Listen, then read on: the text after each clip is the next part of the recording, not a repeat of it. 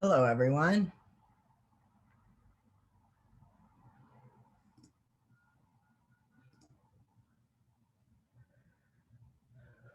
Waiting for our speakers. Hi, Audrey. Hi, Rory. Hi, everybody. Yeah, and Andrea's here as well. Oh, wonderful. Okay, great.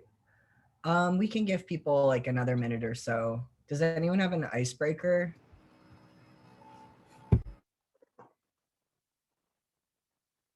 What TV shows are people watching these days? I like that one. I watched Outlander for the first week until the last episode, which like actually traumatized me. Yeah. Did you keep watching?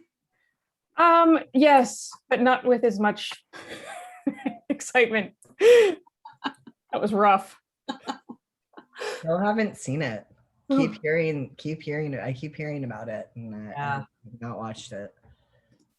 Yeah, the first season was good, but that last episode, holy cow. Yeah.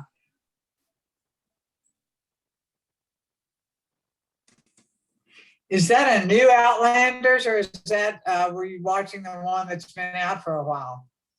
The one that's been out for a while. I had never seen it until like a couple weeks ago. Oh, yeah. Yeah, I love the first season. The books are incredible. Oh, good. Yeah. Well, the books are incredible. I mean, she's an amazing writer. Awesome. I've heard that about the books. I haven't read them.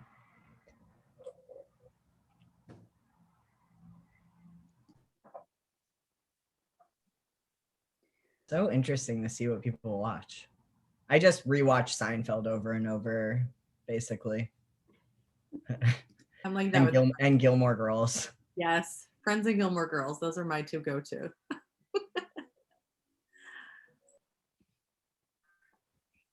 The Good Place. I did watch that, although I didn't watch the last season.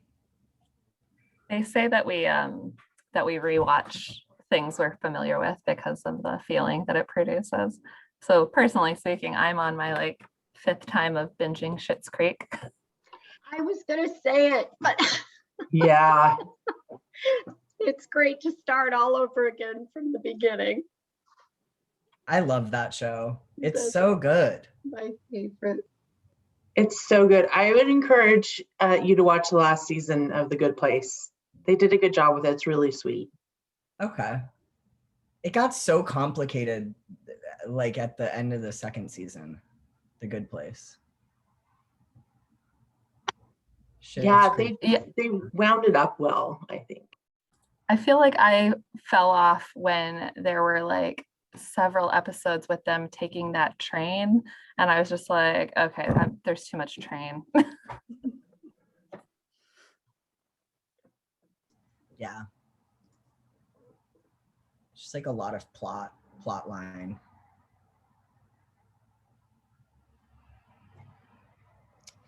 Hey, Corey. It's Julie, Lonnie. Just want to let you know I really enjoy your piece. I read it. Oh. Really do, and I really kind of I end up reading everybody else's pieces too. It's really good. It's a good place. So thank you so much. Yeah. I appreciate that. Well, I'll be talking about it more in detail next week here. Yeah, but I appreciate that. Thank you. No, I'm really glad. I didn't even know there was so many wonderful pieces written. Yeah, there definitely are. And I can provide, I'll provide more links to next week and like more reading if people are interested. I can bring all that to the conversation next week. But thank you, that means a lot. No, yeah, I really do enjoy it quite a bit. Yeah. Thanks so much. All right, so this week we're talking about Employee engagement. Employee engagement, yes. So we Yeah, have Audrey Lang. Oh, do you want to go ahead? Oh, no, please, go ahead, Kelly, please. Audrey Lang from San Diego SPCA, and Andrea Buchanan from Michigan Humane Society, who will be talking with us about how they engage employees in their organization. Either of you interested in starting off? I'm open, whatever you'd prefer, Audrey. That's Go ahead, Andrea. Sure, happy to kick things off. So my name's Andrea Buchanan. I'm a VP of Organizational Development with Michigan Humane. I've been here for just over 2 years, and my background is actually not in animal welfare.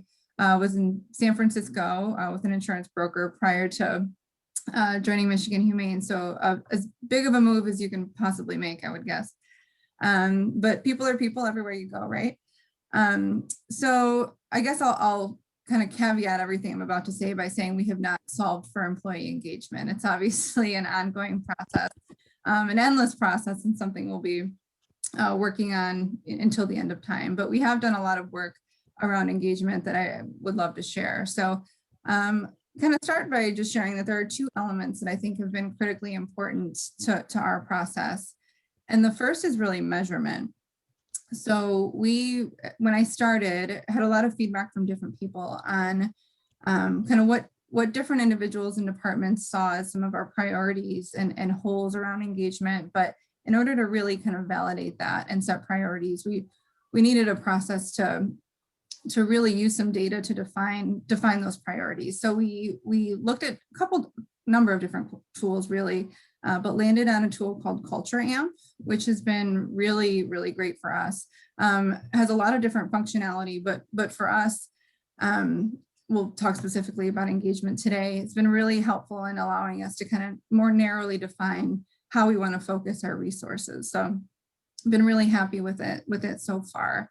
It's 53 questions, which initially I was a little bit concerned about. I didn't know how that would affect our overall participation, but it didn't in a negative way. We've had really great participation in the survey. 2 years running, we're about to launch our 3rd, but we had 87% participation in our first year, and then 94% last year. So really great participation. We have seen some positive traction. We started with an engagement score of 67% in our first year, and that's on a scale of 1 to 100. And then moved up to 71% in our second year. We'll be launching the next one next month. So hopefully we'll continue to see some positive movement.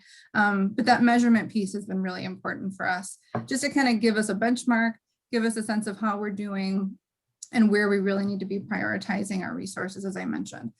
The other piece is just leadership buy-in. So anything related to engagement, as I'm sure many of you know, it can't just be an HR initiative. So really having buy-in from all levels throughout the organization, really up to the CEO. And we've been really fortunate in that our CEO incorporates engagement into just about everything that he does and every conversation that he has. So that's been really beneficial. So I think those are some of the most important elements that I think have kind of allowed us to focus on engagement in the way that we have. But to be a little bit more specific, we certainly have had some themes that have come up in these surveys, and some of these likely will resonate, I'm sure, with all of you. There's some common themes. One of them is communication, which means so many different things to so many different people. But we've really tried to drill down to kind of better understand what that means. So we have employees in 7 different locations, and that in itself can pose some challenges. So we've really been focused on how do we bring people together. So one of the ways that we've done that is a staff newsletter that we put in place just to create some consistency in messaging. Another was a structured meeting cadence. So we put some structure in place so employees know when they can expect certain messaging, whether it be in daily huddles, in team meetings, in all staff meetings. We've really put them in place for the whole year so employees know when they can expect what. We also are working on a new intranet. Just to have a centralized place. We've always had an intranet, but it hasn't been great. It's been dated. And for me, I would never go there to find current information. So it's something that I'm hoping over the next month or so, it will become that kind of centralized place for consistent information where employees feel like they can, go to one spot to get up-to-date, accurate info. Another thing that we heard from our staff was that there's this feeling with 7 different locations. There's this feeling that our leadership team and really our administrative teams in general are disconnected from the rest of the organization. And as much as we've tried to prevent that from happening, we have an administrative office, and there's a sense that that office is an ivory tower. So we've just recently communicated that once this lease is up in this administrative space, we're not going to be renewing the lease. So that's actually been pretty impactful. So we've committed to building administrative space in our other facilities to really bring our administrative staff closer to the mission. And then along those lines, we've created a lot of different opportunities for all of our admin staff, but particularly leadership, to work alongside staff. So signing up for shifts to clean kennels. And it's been really interesting, though maybe not surprising, to see how much our staff enjoy seeing our CEO work right alongside them cleaning kennels. So that's been really impactful. Another big bucket for us has been training and development. Probably not surprising. For me, a big takeaway, and this wasn't necessarily a shock, but was how much training our managers needed.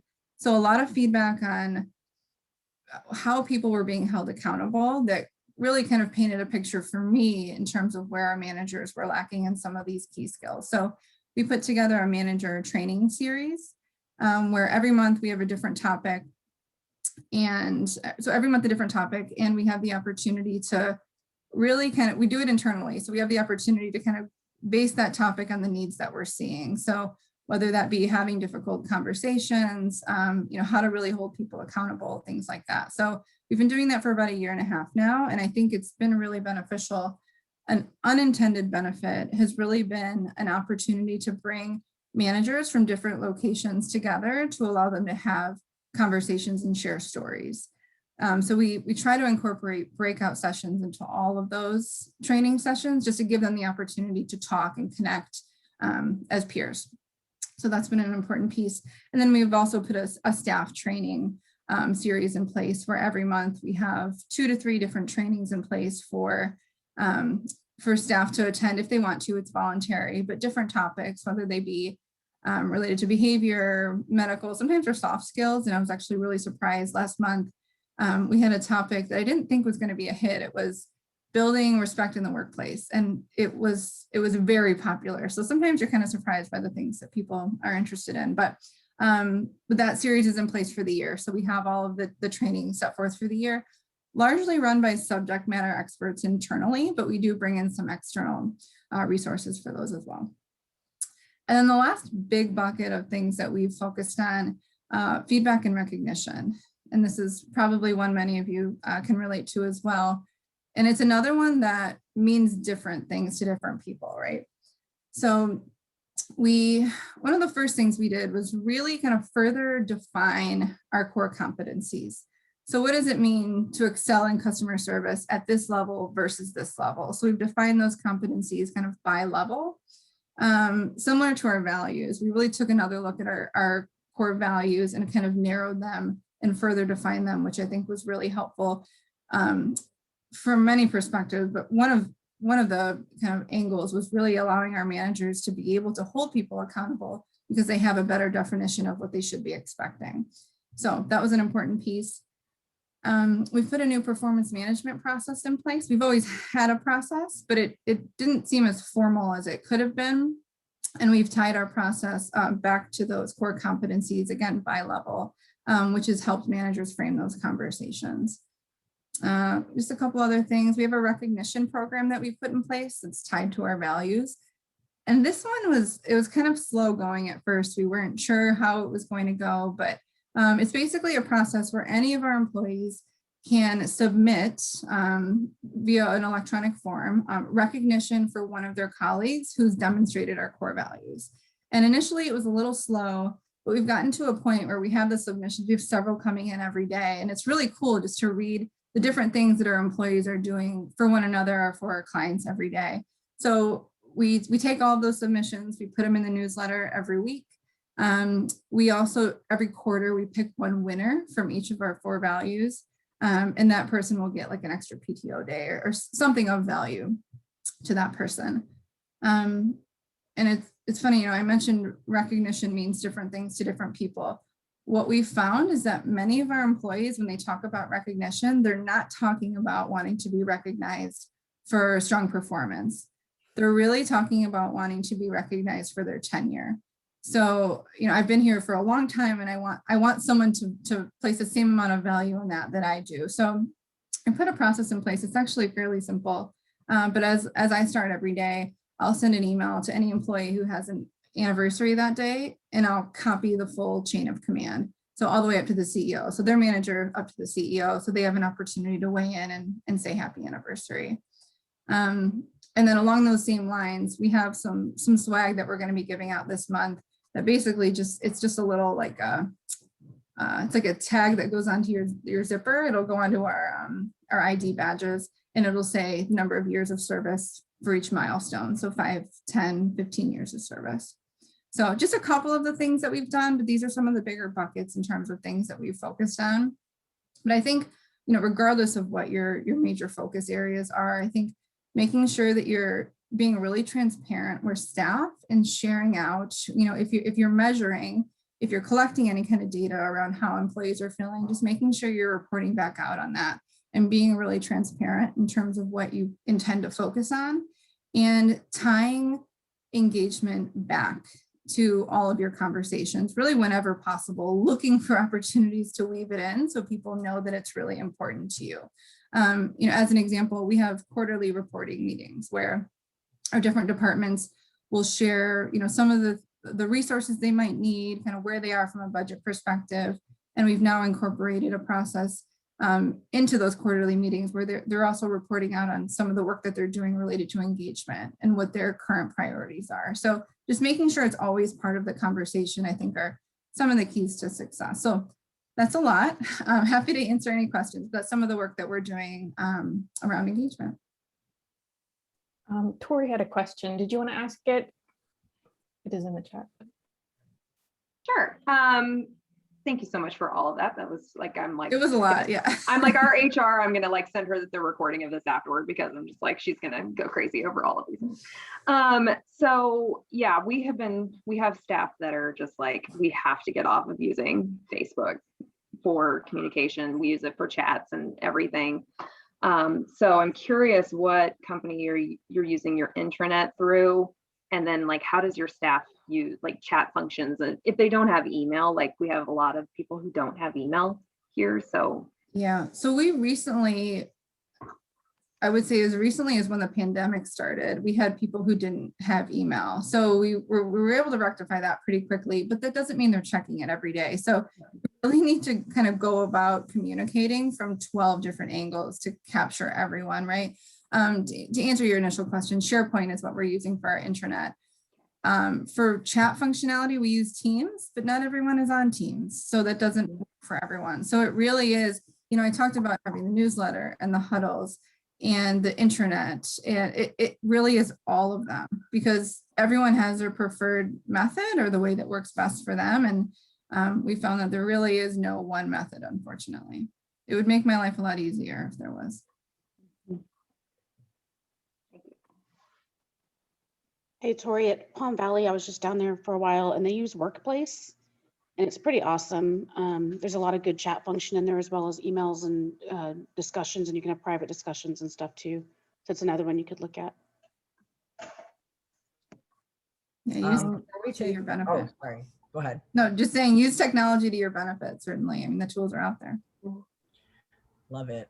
Before we get into more questions, I want to give Audrey a chance to tell us what you're working on, Audrey, and all the amazing things that you've done in San Diego. Sure. So thank you. And I'll just add that we're beginning to use MS Teams. We don't have licenses for everyone yet. We have about 540 employees across 5 different campuses. So so we are on Outlook for email, but we're using MS Teams, and people are loving that. They're loving the chat function and the chance to do project management together and meetings and everything. It's easy to schedule those. So I want to touch on some things that are different because Andrea, we're doing a lot of the same things, so that's reassuring to hear you talk about those. So it makes me think we are on the right track too. A couple of the things that we've done in the last few years that have been particularly impactful for employees have been around our diversity, equity, and inclusion work, and also Lean Six Sigma process improvement. Those are two ways that employees have really been responsive about getting involved and are saying things like, I've never worked any place where we get to do these kinds of things and be heard in this way. And so I want to start back 2 years ago, well, actually 2018. In that year, we took on 6 additional city contracts for animal services, including the city of San Diego. So we had to double in size. We had to add another 200 employees within a matter of months. And so that was one thing we involved employees in, because we didn't want to lose our culture, add 50%, double in size, and who knows where we might end up. And in terms of DEI, that concept of hiring for culture is not really popular right now, because it sounds like we want to hire people who are just like us. And so I want to just clarify what we're talking about. Our core values here at San Diego Humane Society are at the forefront of everything we do, and they're flexible too. So just a year ago, they looked different than they do now. They're currently compassion, courage, impact, inclusion, and integrity.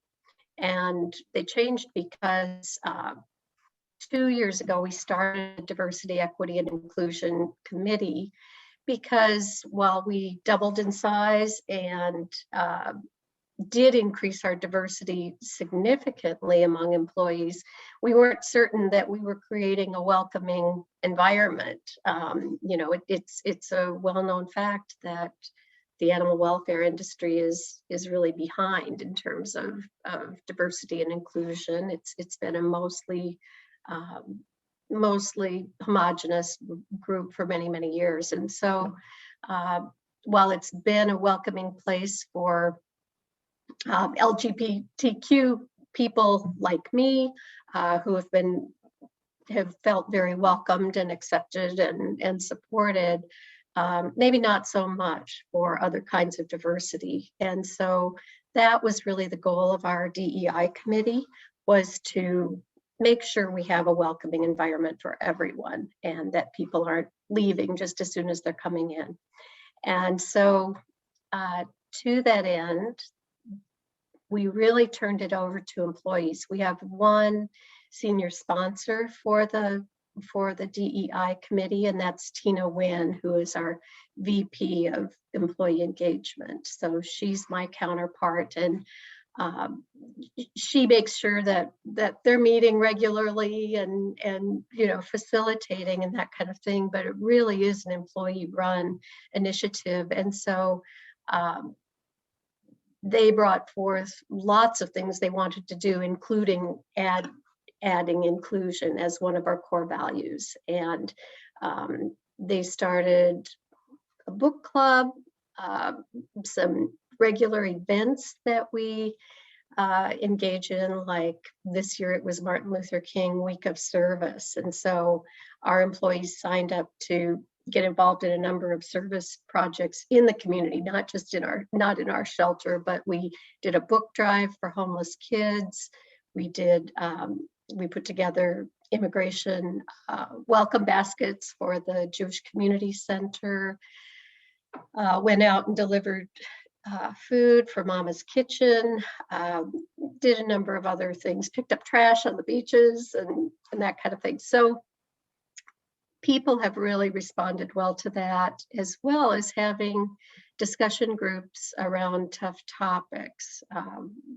Even at the drop of a hat. So for instance, when the murders happened in Atlanta of Asian women, our DEI committee was right there, came up with an email to send out to everyone and said, we invite you all to a Zoom kind of listening session. If you'd like to drop in today or tomorrow, scheduled times to do that. So creating that kind of freedom and feeling of comfort to talk about what matters, even at the spur of the moment, is really a critical part. And we refer to our culture as our culture of care. And it really means living by our core values in the way we treat each other and the way we treat our guests, and the ways that we take care of ourselves. We do emphasize a lot on self-care. We started what we called a bliss program, or that was actually what employees came up with. I said I wanted to launch a self-care program at all of our campuses, and we piloted it at our Escondido campus. And I put together just a little work group. They came up with things that they would like to do to sort of blow off steam during the day. We recognize it's an intense job. They put up, I think I gave them $200 from my budget, and they found a used basketball hoop, bought a basketball. They put in they converted a terrible courtyard into a nice little garden and seating area for employees, put up some shade sails above, some hummingbird feeders, just a variety of things. They started a book club. They, let's see what else. They fixed up their employee break room and put out different kinds of tea, just things like that to emphasize that it's important to take a break in your day and re-energize. And so in addition to our formal kinds of programs, like our wellness program with webinars on stress management, this was really a way that personalized it. They asked for a crying room, and that was something we were able to do. We set aside a room where people could go and have some alone time. There are lots of difficult moments in the day at the shelter, and so that's been appreciated. They put low lighting there. Some people wanted some plates to break and that kind of some things like that, but hopefully the basketball takes care of a little of that. And then I asked people if they had any bikes to donate. And so the mailbox at that campus is way out at the end of a driveway, and with a few donated bikes, employees could go jump on those bikes and go get the mail or take a quick ride during lunchtime. And there's really been a good response with that. So I guess I like to emphasize the low cost and high impact things that we're doing in addition to just regular HR type things. And I have to credit our CEO, Gary Weitzman, because he's the one who renamed this department before I even came. It was HR, and he renamed it to employee engagement because that really conveys what we are trying to accomplish. And this year, employees gave us their feedback. We had the San Diego Union Tribune gives out top workplace awards every year, and this is the first year that we were on the list. And so it's top workplaces in San Diego County. We were one of only two shelters, one of only two nonprofits on the list. And it's definitely the first time an animal shelter has been on the list. And so that was a proud moment. And so that was really our employee survey, was the outside survey that they do. And your designation on that list is based on what employees' responses are in the survey. I think those are some highlights. Wow, between the two of you, I feel like there's so many great ideas here being shared. This is awesome. I love the having bikes around and a basketball hoop and all of that, how do people balance their time, or do you just trust them to balance their time with things like that?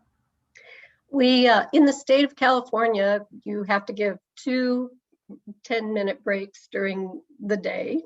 We give 2 15-minute breaks, but we also say you're not going 100% every second of the day. Build some of that bliss time into your day. And we've asked supervisors, who we call pack leaders here, to allow employees to do that and encourage it too, because we're all familiar with compassion fatigue, and it's absolutely necessary to keep that in check. Amazing. I love that. I want to bring that to, excuse me, APA. Such a great idea. We're walking distance from a bunch of things, but not quite close enough that you can get there in just a quick break. So if we had bikes around campus, I imagine people would really use them. So I know that there are probably lots of questions because there's been lots of amazing information shared here. Does anyone have any questions for Audrey or Andrea? Andrea. It's Andrea, but either way, I'll respond to either one. It's fine. No, I prefer to say it correctly. It's Andrea. Awesome. Thanks. I'm putting in the chat our latest. We have a social committee for employees too, and they challenge us to do a bunny hop video or a ravenous rabbits video for fun around Easter, and the video shows what the compilation looked like. That's awesome. All right, who has questions? Comments, other ideas? Sharon, your dog. Sharon got a new puppy. It's very distracting. Sharon, oh my gosh. Sorry, don't mean to be distracting. He was just no, it's good distraction. Who is it? What's their name again? This is Reggie. Reggie. Oh my god. Yeah, he's 10 weeks today. He's beautiful. Love those. And for anyone considering a puppy, I had forgotten the biting. Oh my gosh. My hands are all nicked up. So cute. Hi, Brenda. Congratulations.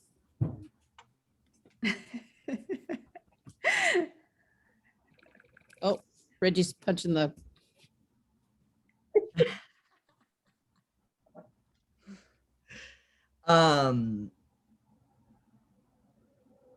Questions? Anyone have questions? I'm full of questions today. I'm curious what it was briefly touched on too, but like for anniversaries and birthdays, I'm curious what everyone's doing to recognize employees in creative ways. Sure. Everybody gets a birthday card from our CEO, and we give a birthday gift to, we get a gift of the year. So last year it was a little cup and spoon. This year it was I think it was a face, it was a face mask. That's right, with our logo.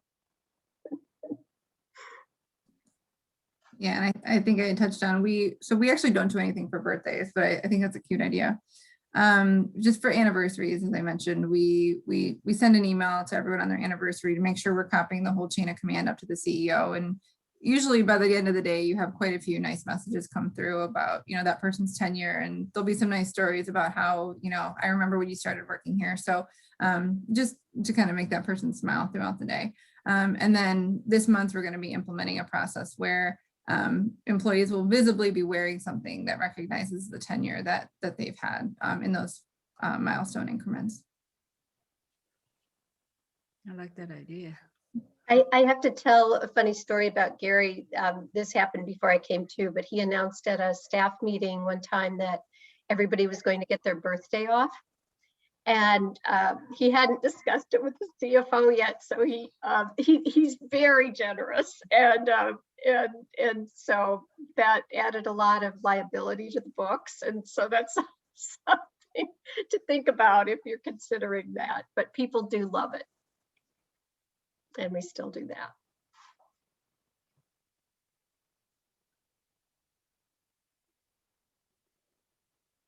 Any other recognition that y'all do?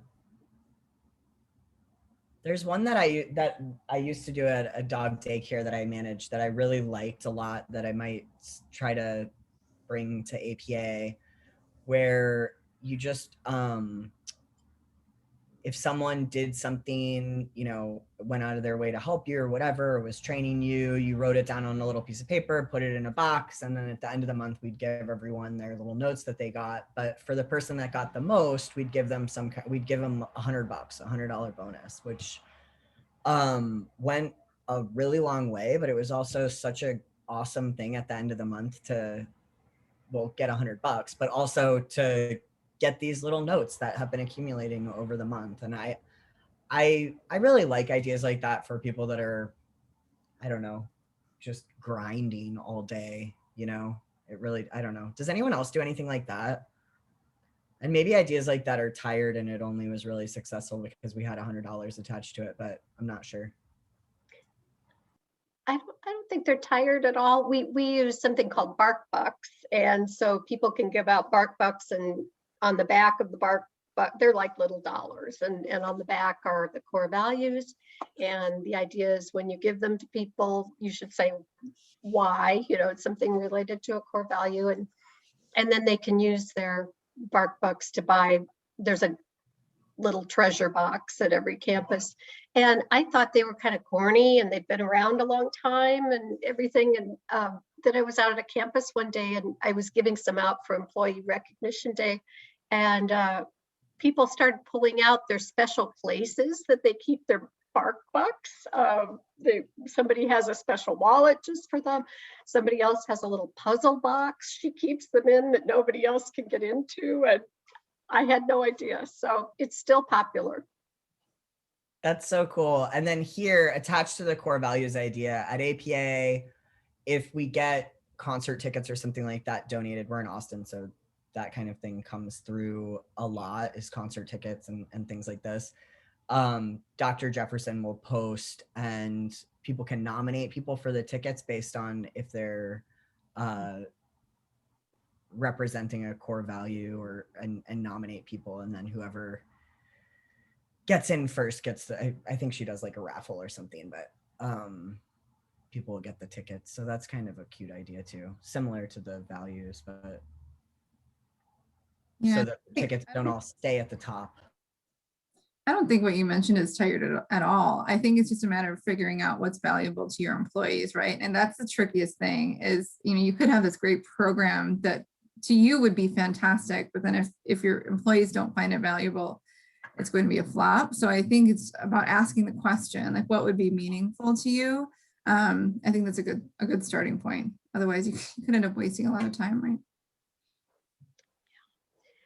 One example of that, we asked, you know, for special recognition days, like I think it was the St. Patrick's Day or something, you know, what would you like? And along this line of bliss and self-care, they said it would be nice if we had more fresh produce around.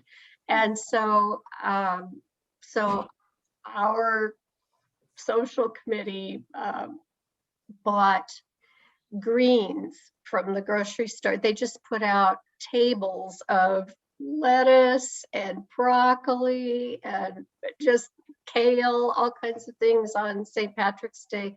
That was the favorite event, just putting out fresh produce for people.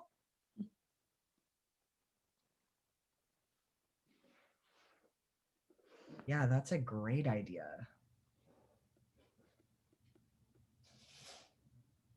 There's some things in the chat too. Karen Green. Do you want to share about what you put in the chat? Been rambling all over the place in the chat. So uh, we love this stuff. We're very committed to trying to make our workplaces as positive as we can and supportive for our employees. So we've really tried to make it to support our staff in working reasonable schedules and do other things. So, you know, we have our expectations are really explicit about when people will be and won't be, you know, responding to work emails, things like that, including not outside of work time, and not while they're on vacation. And we had to really make a very conscious shift on that, but it made a big difference. That book, The Happy Healthy Nonprofit, I really recommend that. We read that together as a management team and would discuss one chapter a week and implemented some changes around it.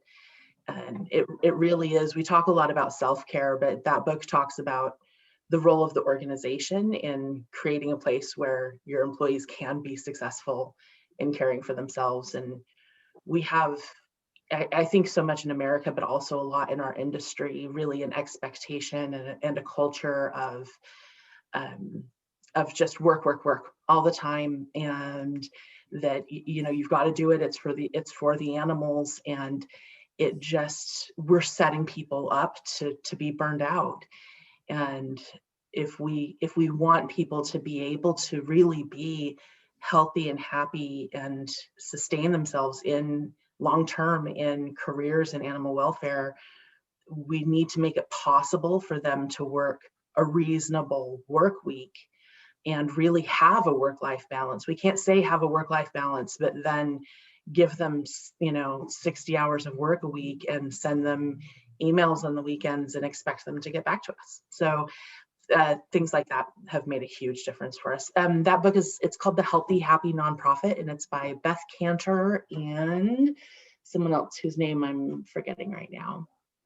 But on the recognition side, we finally just started including a survey for new hires during the onboarding process, where we ask them about what kind of recognition is meaningful for them, including things like what kind of food and snacks do you like, and what kind of items do you like, because we found that it was so different what people liked and appreciated. And especially, we're a cat only shelter, and so many of cat people are introverts.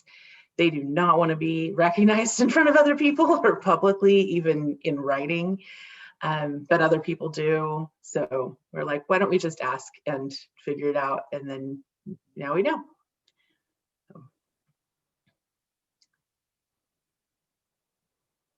Excellent. That's And it. one But I'm thing happy that to answer falls questions. by I the love wayside- talking culture. Sorry, sorry, Audrey. Oh, no, I was just going to say one thing that seems obvious, but people don't do is use their PTO. And so there are times when we just stop everything and say, everybody take a PTO day within the next month, or, you know, we'll just have concentrated periods where it's like summer is coming. Behind me, you see the Spring Forward logo here. We're getting ready to reopen to the public again, and so we're rolling out this Spring Forward campaign right now, and so part of that is get ready, take some time off now, get recharged, and make sure you're doing this and this. You know, we devoted 2 weeks to our culture of care. These 2 weeks are about wrapping up training and refreshing on protocols. Then it'll be on safety, and then the final one will be on getting our building ready and wearing our name tags. And I don't know if you all wear name tags, but that's one way that we make sure we can call each other by our first names. That is a great point about PTO. And I have a question, because this comes up a lot, I think, that people don't take PTO or don't take enough time off in animal welfare. Maybe that's nonprofits in general, but it does seem to be something that happens a lot in animal shelters. And then when people do take time off, they don't really unplug. How do you help people with that? We encourage them to take a week And we ask everybody to respect email, use the out of office message, really unplug. I think it's about letting them know that it's okay. And again, I think making sure that you're setting that example at the top. So if people see that, senior leaders are taking that time and they're also unplugging, that means it's then okay for them to do it. If they see that their VP is responding to email at night and all throughout their vacation, they're going to think that that's expected of them as well. So I think that's an important piece. This is Karen again. When we were especially in that process of kind of trying to shift our culture around this, I'd really follow up with my direct reports and encourage them to do the same. But if I saw somebody's PTO accrual getting too high, I'd say, okay, what's your plan? When are you going to take time off? And if they didn't have a plan, I'd say, okay, the next time we check in, I want to hear what your plan is. And so it really became like, no, the expectation is that you are taking time off. And then if I got emails from them while they were on vacation, I was going to talk to them about it. My sister-in-law works for the government, and for the state of Washington, and she said with her staff, she said she gives them one chance, and if she gets any messages from them or finds them working, phone calls, anything while they're on vacation, she just takes their work computers away from them the next time they go on vacation. And, yeah.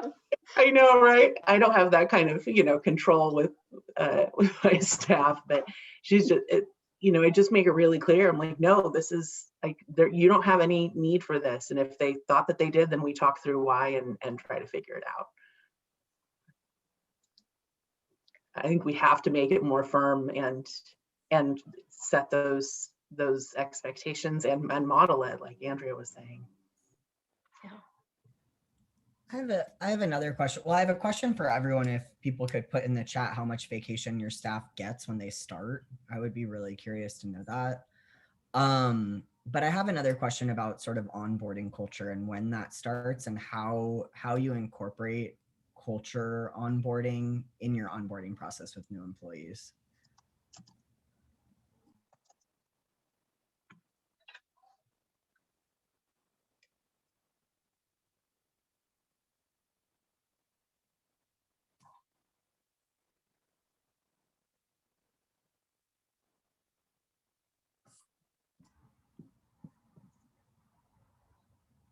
Interesting. Okay. So for you, Audrey, how do you incorporate in onboarding? How do you incorporate culture in your onboarding process?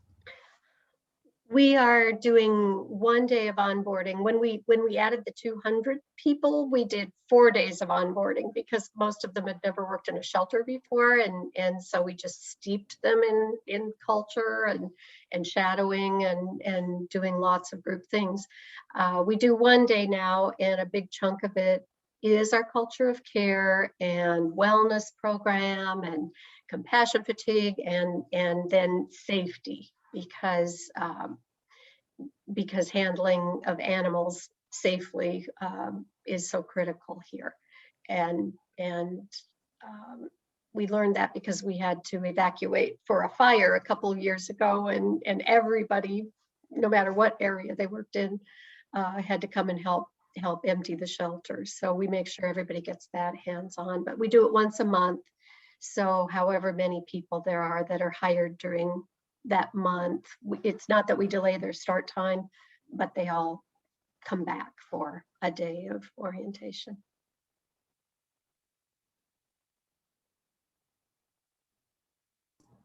And do you find that, and maybe this is just me, but I think that at shelters, it seems like departments are really siloed. Is that true for other people, that departments are super siloed? So cats don't talk to, cat people don't talk to dog people, don't talk to foster, all of this kind of thing. I know that likely in Michigan and San Diego, you all have less of this issue. Do you recall a time when there was a lot of siloing in your organizations, and how do you break down those silos, or how do you recommend breaking down those silos?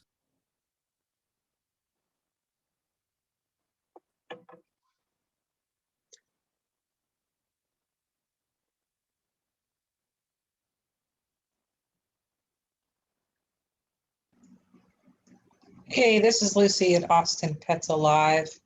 Just kind of speaking from the experience that I had when I first joined APA, I was in the CAT program, which is primarily introverts.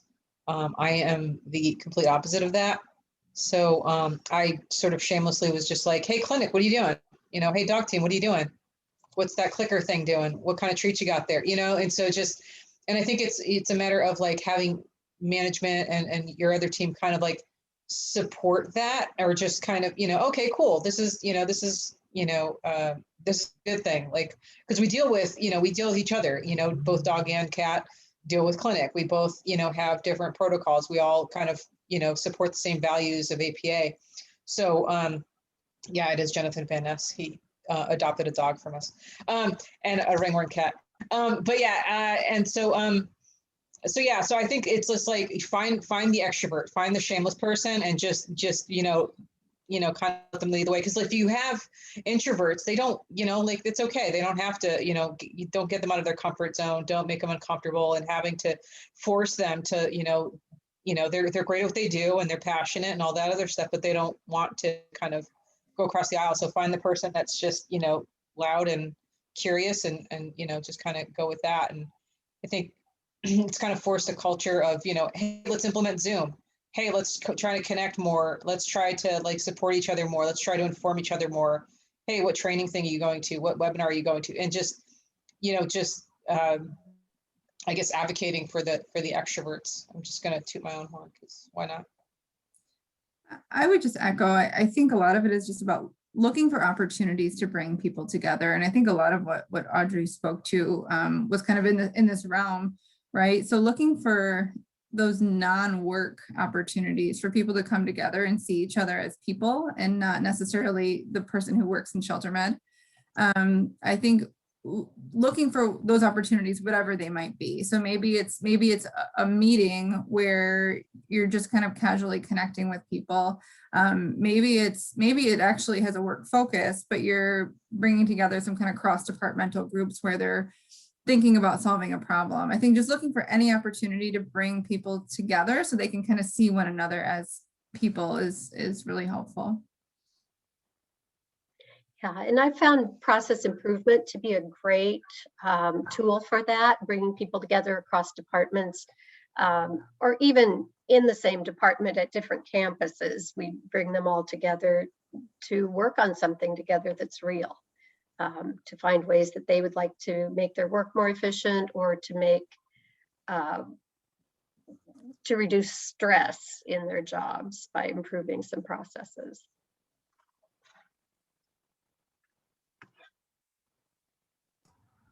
Awesome. These are all such great ideas.